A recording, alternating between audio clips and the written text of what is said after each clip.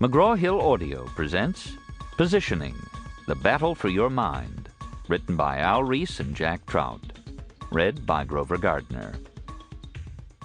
Introduction.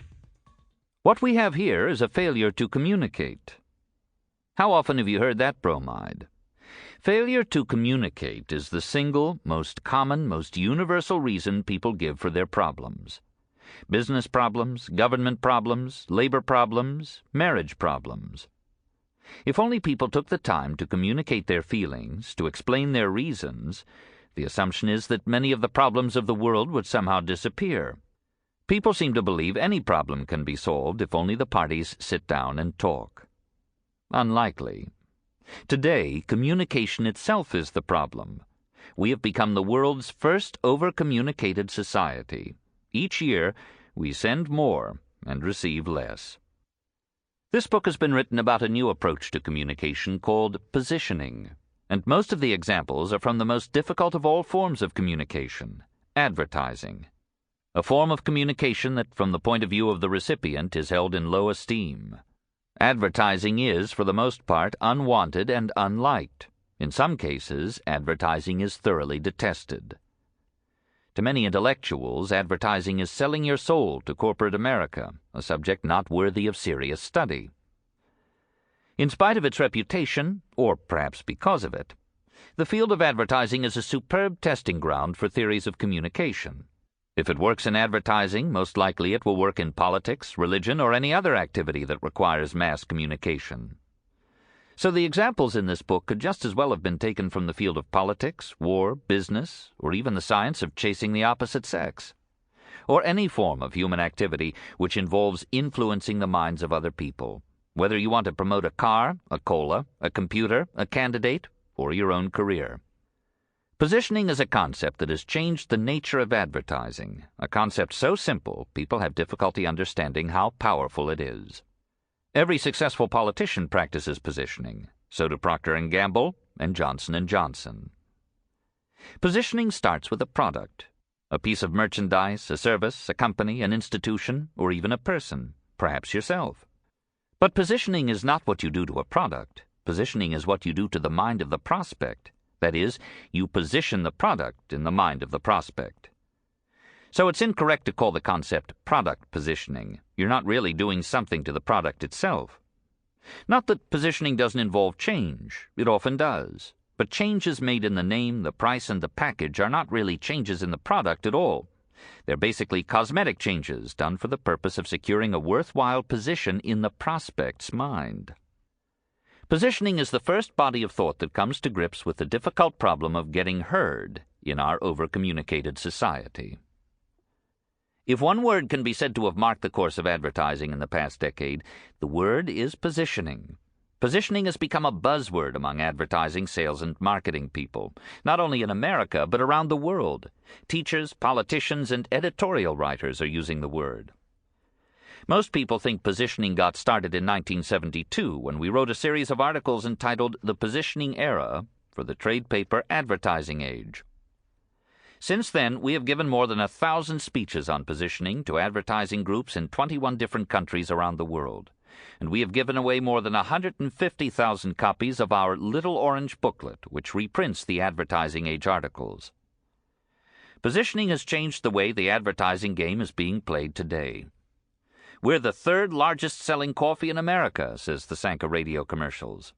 The third largest? Whatever happened to those good old advertising words like first and best and finest? Well, the good old advertising days are gone forever, and so are the words. Today you find comparatives, not superlatives. Avis is only number 2 in rent-a-cars, so why go with us? We try harder. 7-Up, the Uncola.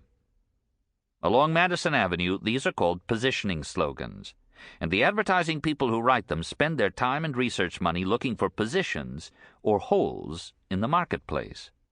But positioning has stirred up interest well beyond Madison Avenue, with good reason. Anyone can use positioning strategy to get ahead in the game of life. And look at it this way: if you don't understand and use the principles, your competitors undoubtedly will. Chapter 1. What positioning is all about. How did a hard sell concept like positioning become so popular in a business noted for its creativity? In truth, the past decade might well be characterized as a return to reality. White knights and black eye patches gave way to such positioning concepts as light beer from Miller, everything you always wanted in a beer, and less. Poetic? Yes. Artful? Yes. But also a straightforward, clearly defined explanation of the basic positioning premise. To be successful today, you must touch base with reality, and the only reality that counts is what's already in the prospect's mind. To be creative, to create something that doesn't already exist in the mind, is becoming more and more difficult, if not impossible. The basic approach of positioning is not to create something new and different, but to manipulate what's already up there in the mind, to retie the connections that already exist. Today's marketplace is no longer responsive to the strategies that worked in the past. There are just too many products, too many companies, and too much marketing noise. The question most frequently asked by positioning skeptics is, why? Why do we need a new approach to advertising and marketing? The answer is that we have become an over-communicated society. The per capita consumption of advertising in America today is $376.62 a year. That compares with $16.87 in the rest of the world. If you spend $1 million a year on advertising, you are bombarding the average consumer with less than a half-cent of advertising, spread out over 365 days. A consumer already exposed to $376.61.5 worth of other advertising. In our over-communicated society, to talk about the impact of your advertising is to seriously overstate the potential effectiveness of your message. Advertising is not a sledgehammer. It's more like a light fog, a very light fog that envelops your prospects. In the communication jungle out there, the only hope to score big is to be selective, to concentrate on narrow targets, to practice segmentation. In a word, positioning. The mind, as a defense against the volume of today's communications, screens and rejects much of the information offered it. In general, the mind accepts only that which matches prior knowledge or experience. Millions of dollars have been wasted trying to change minds with advertising. Once a mind is made up, it's almost impossible to change it. Certainly not with a weak force like advertising. Don't confuse me with the facts. My mind's made up. That's a way of life for most people. The average person will sit still when being told something which he or she knows nothing about, which is why news is an effective advertising approach. But the average person cannot tolerate being told he or she is wrong. Mind changing is the road to advertising disaster. The only defense a person has in our over-communicated society is an oversimplified mind. Not unless they repeal the law of nature that gives us only 24 hours in a day will they find a way to stuff more into the mind. The average mind is already a dripping sponge that can only soak up more information at the expense of what's already there. Yet we continue to pour more information into that supersaturated sponge and are disappointed when our messages fail to get through. Advertising, of course, is only the tip of the communication iceberg. We communicate with each other in a wide variety of bewildering ways, and in a geometrically increasing volume. The medium may not be the message, but it does seriously affect the message. Instead of a transmission system, the medium acts like a filter. Only a tiny fraction of the original material ends up in the mind of the receiver. Furthermore, what we receive is influenced by the nature of our over-communicated society. Glittering generalities have become a way of life in our over-communicated society. We oversimplify because that's the only way to cope. Technically, we are capable of increasing the volume of communication at least tenfold. We're experimenting with direct television broadcasting from satellites.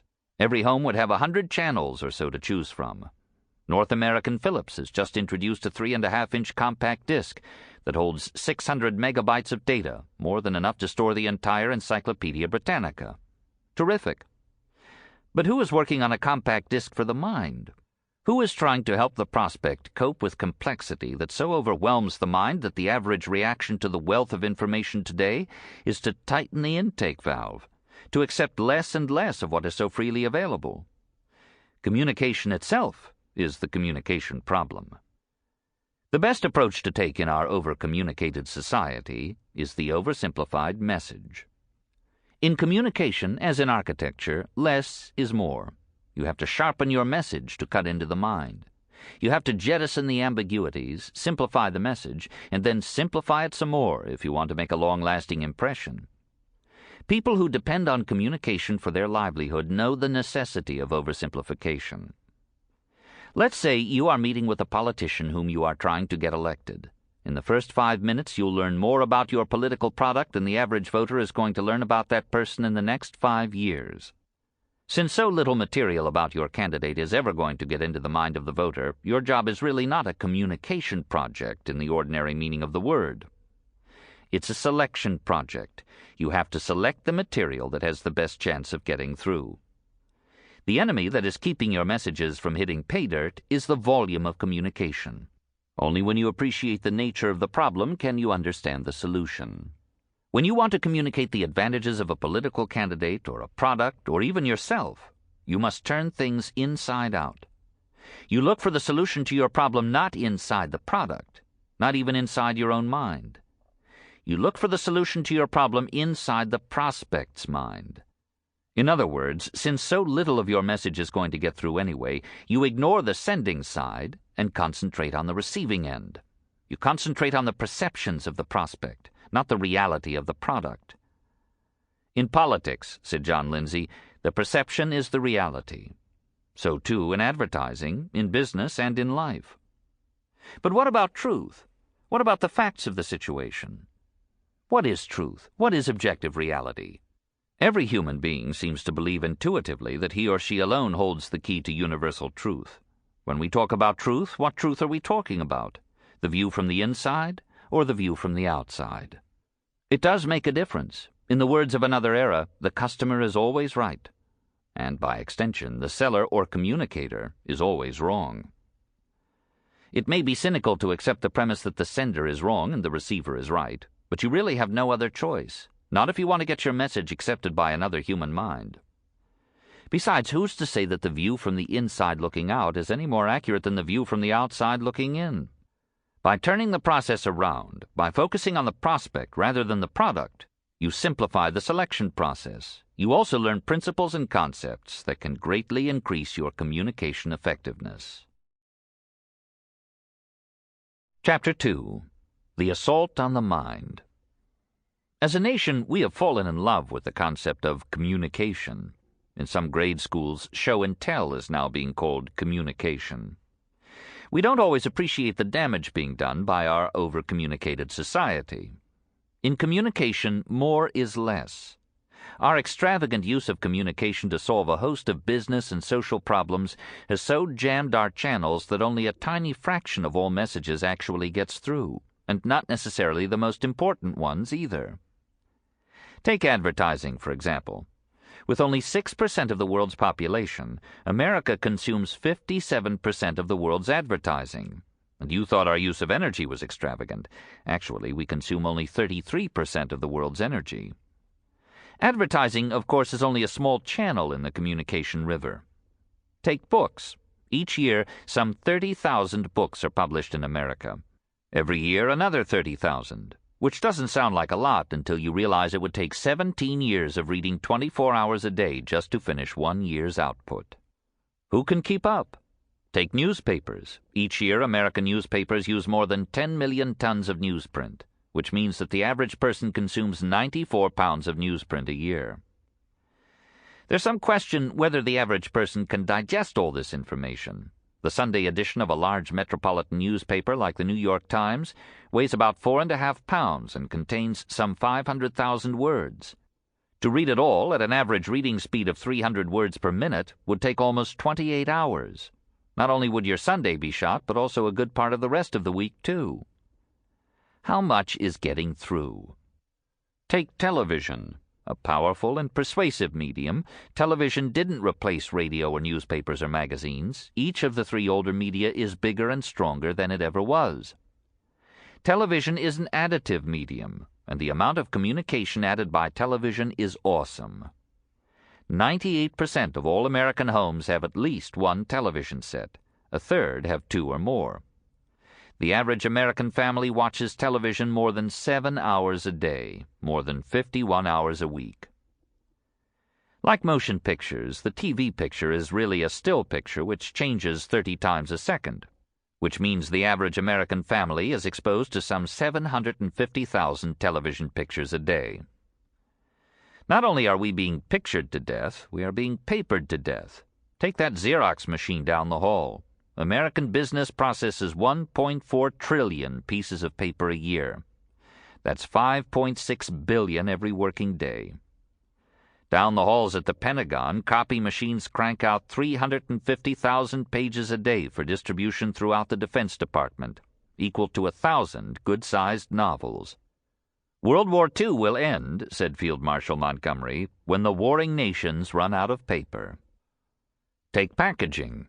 An 8-ounce package of Total Breakfast cereal contains 1,268 words of copy on the box, plus an offer for a free booklet on nutrition, which contains another 3,200 words. The assault on the mind takes place in many different ways. The U.S. Congress passes some 500 laws a year. That's bad enough. But regulatory agencies promulgate some 10,000 new rules and regulations in the same amount of time. And the regulatory agencies are not stingy with their words either. Consider this. The Lord's Prayer contains 56 words. The Gettysburg Address, 266. The Ten Commandments, 297. The Declaration of Independence, 300. And a recent U.S. government order setting the price of cabbage, 26,911. At the state level, over 250,000 bills are introduced each year, and 25,000 pass the legislatures to disappear into the labyrinths of the law. Ignorance of the law is no excuse. Ignorance of the lawmakers apparently is. Our legislators continue to pass thousands of laws that you can't possibly keep track of. And even if you couldn't possibly remember how a law might differ from one of our 50 states to another. Who reads, sees, or listens to all this outpouring of communication? There's a traffic jam on the turnpikes of the mind. Engines are overheating. Tempers are rising. At best, communication in an over-communicated society is difficult. Yet you are often better off if communication doesn't take place, at least until you are ready to position yourself for the long term. You never get a second chance to make a first impression. What do the following names mean to you? Camaro, Cavalier, Celebrity, Chevette, Citation, Corvette, and Monte Carlo. Automobile model names, right? Would you be surprised to learn that these are all Chevrolet models? Chevrolet is one of the most heavily advertised products in the world. In a recent year, General Motors spent more than $178 million to promote Chevrolet in the United States. That's $487,000 a day, $20,000 an hour. What do you know about Chevrolet? About Chevrolet engines, transmissions, tires, about the seats, upholstery, steering? Be honest. How many Chevrolet models are you familiar with? And do you know the differences between them? Confusing, isn't it? The only answer to the problems of an over-communicated society is the positioning answer. To cut through the traffic jam in the prospect's mind, you must use Madison Avenue techniques. Nearly half the jobs in the United States can be classified as information occupations. More and more people are trying to cope with the problems of our over-communicated society. Whether you have an information job or not, you can benefit from learning the lessons of Madison Avenue, at home and in the office. Another reason our messages keep getting lost is the number of media we have invented to serve our communication needs. There is television, commercial, cable, and pay. There's radio, AM and FM. There's outdoor, posters and billboards. There are newspapers, morning, evening, daily, weekly, and Sunday. There are magazines, mass magazines, class magazines, enthusiast magazines, business magazines, trade magazines. And, of course, buses, trucks, streetcars, subways, and taxicabs. Generally speaking, anything that moves today is carrying a message from our sponsor.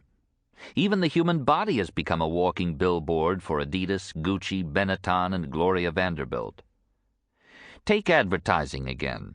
Just after World War II, the per capita consumption of advertising in the United States was about $25 a year.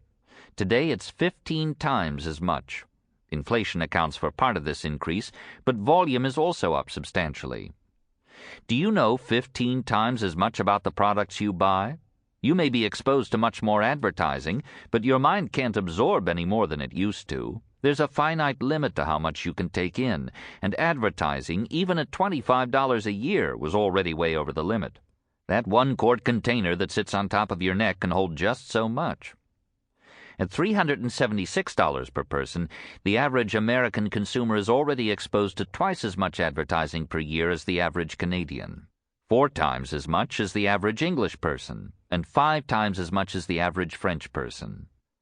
While no one doubts the advertiser's financial ability to dish it out, there's some question about the consumer's mental ability to take it all in.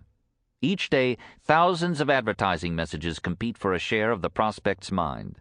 And make no mistake about it, the mind is the battleground. Between 6 inches of gray matter is where the advertising war takes place. And the battle is rough, with no holds barred and no quarter given. Advertising is a brutal business where mistakes can be costly. But out of the advertising wars, principles have been developed to help you cope with our over-communicated society. Another reason our messages keep getting lost is the number of products we have invented to take care of our physical and mental needs. Take food, for example. The average supermarket in the United States has some 12,000 individual products or brands on display. For the consumer, there's no relief in sight. In fact, the product explosion could get worse. In Europe, they are building supermarkets, called hypermarkets, with room for several times as many products. Biggs in Cincinnati, the first hypermarket in America, stocks 60,000 products. The packaged goods industry obviously expects the proliferation to continue. Those scratch marks on the side of most grocery boxes, the Universal Product Code, represent 10 digits. Your Social Security number has only 9, and the system is designed to handle more than 200 million people. And this same situation holds in the industrial field. The Thomas Register, for example, lists 80,000 companies. There are 292 manufacturers of centrifugal pumps, 326 builders of electronic controls, to take 2 categories at random. There are 500,000 active trademarks registered at the U.S. Patent Office, and 25,000 new ones get added every year. Hundreds of thousands of products are sold without trademarks, too. In a typical year, the 1,500 companies listed on the New York Stock Exchange introduce more than 5,000 significant new products. And presumably a lot more than that were insignificant, not to mention the millions of products and services marketed by America's 5 million other corporations. Take drugs. There are some 100,000 prescription drugs on the U.S. market. While many of these are specialized and used almost exclusively by medical specialists, the general practitioner still has a Herculean job to keep informed about the multitude of drug products available. Herculean? No, it's an impossible job. Even Hercules himself could not have kept up with more than a small fraction of these drugs. To expect more is to be totally ignorant of the finite capacity of even the most brilliant mind. And how does the average person cope with the product and media explosions? Not very well. Studies on the sensitivity of the human brain have established the existence of a phenomenon called sensory overload. Scientists have discovered that a person is capable of receiving only a limited amount of sensation. Beyond a certain point, the brain goes blank and refuses to function normally. Dentists have been toying with some of these discoveries. Earphones are placed on the patient, and the sound level is turned up until the sensation of pain is no longer felt. Chapter 3. Getting into the Mind. In our over-communicated society, the paradox is that nothing is more important than communication. With communication going for you, anything is possible. Without it, nothing is possible, no matter how talented and ambitious you may be. What's called luck is usually an outgrowth of successful communication, saying the right things to the right person at the right time, finding what the NASA people in Houston call a window in space. Positioning is an organized system for finding a window in the mind. It is based on the concept that communication can only take place at the right time and under the right circumstances. The easy way to get into a person's mind is to be first. You can demonstrate the validity of this principle by asking yourself a few simple questions. What's the name of the first person to fly solo across the North Atlantic? Charles Lindbergh, right? Now, what's the name of the second person to fly solo across the North Atlantic? Not so easy to answer, is it? What's the name of the first person to walk on the moon? Neil Armstrong, of course. What's the name of the second? What's the name of the highest mountain in the world? Mount Everest in the Himalayas, right? What's the name of the second highest mountain in the world? What's the name of the first person you ever made love with? What's the name of the second? The first person, the first mountain, the first company to occupy the position in the mind is going to be awfully hard to dislodge. Kodak in photography, Kleenex in tissue, Xerox in plain paper copiers, Hertz in rent-a-cars, Coca in cola, General in electric. The first thing you need to fix your message indelibly in the mind is not a message at all. It's a mind, an innocent mind, a mind that has not been burnished by someone else's brand. What's true in business is true in nature, too. Imprinting is the term animal biologists use to describe the first encounter between a newborn animal and its natural mother. It takes only a few seconds to fix indelibly in the memory of the young animal the identity of its parent. You might think all ducks look alike, but even a day-old duckling will always recognize its mother, no matter how much you mix up the flock. Well, that's not quite true. If the imprinting process is interrupted by the substitution of a dog or cat or even a human being, the duckling will treat the substitute as its natural mother, no matter how different the creature looks. Falling in love is a similar phenomenon. While people are more selective than ducks, they're not nearly as selective as you might think. What counts most is receptivity. Two people must meet in a situation in which both are receptive to the idea. Both must have open windows, that is, neither is deeply in love with someone else.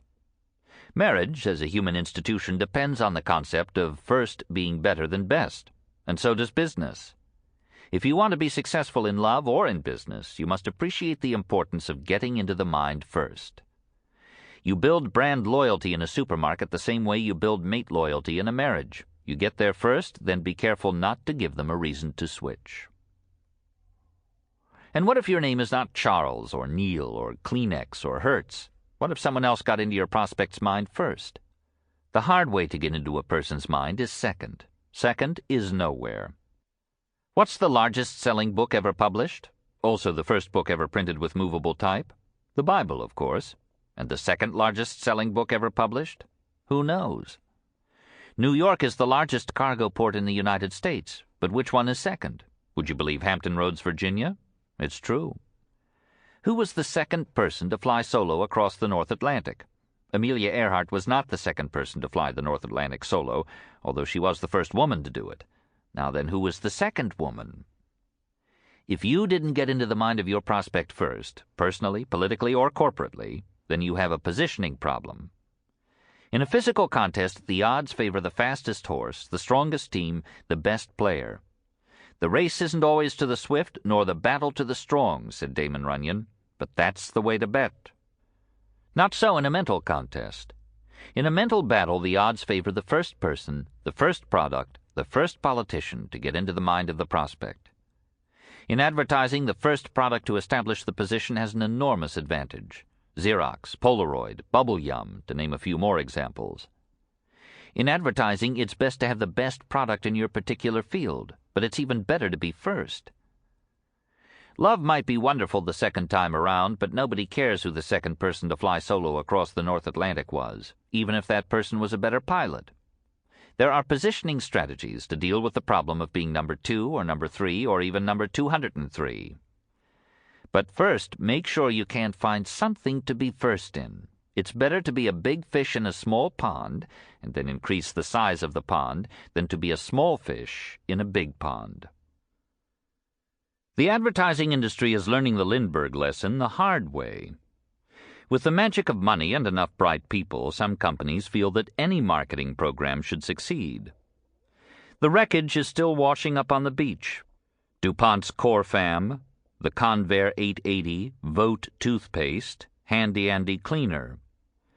The world will never be the same again, and neither will the advertising business. Not that a lot of companies haven't tried. Every drugstore and supermarket is filled with shelf after shelf of half-successful brands. The manufacturers of these Me Too products cling to the hope that they can develop a brilliant advertising campaign which will lift their offspring. Sample complete. Ready to continue?